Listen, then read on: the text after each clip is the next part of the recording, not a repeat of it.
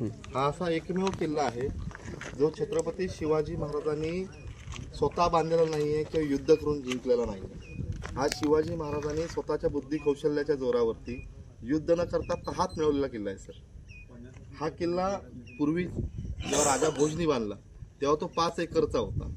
5 acre म्हणजे ही तटबंदी दिसते ना या मॅप मधली तुम्हाला आतली, ही अशी 5 एकरची तटबंदी आतल्या मैदानावरती तुम्हाला दिसणार आहे। नंतरच्या काळात हा झाला आपला बाल्य किल्ला आणि याच्यावरती 7च बुरुज आहेत फक्त।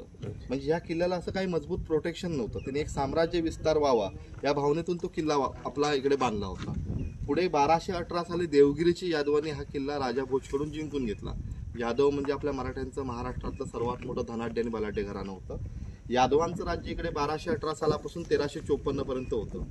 1354 ला विजयनगरच्या कृष्णदेवरायांनी पुन्हा जेव्हा आपल्या कोकणावरती आधिपत्य केलं किंवा साम्राज्य विस्तार केला तेव्हा त्यांनी हा किल्ला यादवांकडनं जिंकलाय। कृष्णदेवरायांचं राज्य इथे 1354 सालापासून 1431 सालापर्यंत आहे। पुढे 1431 साली बहामनी सुलतान अल्लाउद्दीन अहमद शाह यांनी पुन्हा कोकणावरती एक मोठी स्वारी चढवली आणि पहिल्यांदाच हा किल्ला मुस्लिम साम्राज्याच्या हाती गेलाय, हे बहामनी सल्तनतच्या ताब्यात गेलेला आहे। पुढे 1490 ते 1526 दरम्यान या बहामनीचा वंशज जो गादीवर बसला होता तो विलासी होता।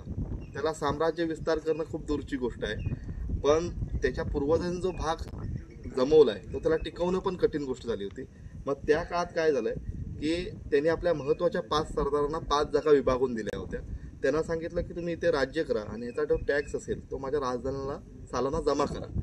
काही वर्षानंतर ह्यांच्या मनात लालच किंवा महत्त्वाकांक्षा निर्माण झाली की ह्याच्या शब्दाखाली काम करण्यापेक्षा स्वतंत्र 5 राज्य वेगळी करूया आणि स्वतः राजामुनीकडे कारभार करूया। मग या बहामनीच्या 5 शाया तुम्हाला 1490 ते 1526 या कालावधीत झालेल्या दिसत आहेत, ज्यात विजापूरची आदिलशाही होती, गोळकोंड्याची कुतुबशाही होती, अहमदनगरची निजामशाही होती, वराडची इमादशाही होती आणि बिदरची परिशाही होती। आता ह्यात जी आदिलशाही तुम्हाला दिसते त्या आदिलशाहीची जी सीमा होत्या किंवा जागा त्याचा भूभाग जो वाटणीला गेला होता हा पुणे, चाकण, इंदपूर, पोलादपूर, जावळी, रायरी आणि कोकण किनारपट्टा गेला होता।